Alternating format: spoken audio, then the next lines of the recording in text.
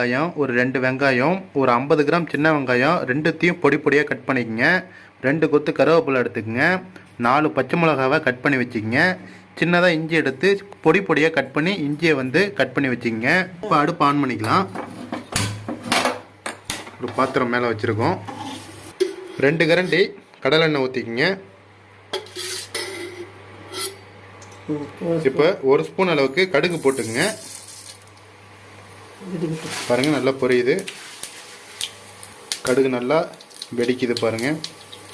இப்போ அடுத்தது உளுந்து போட்டுக்கலாம், 1 ஸ்பூன் அளவுக்கு தாளிக்கிறதுக்கு. இப்போ நல்லா கரண்டி ஆட்டி கிண்டி விட்டுக்குங்க.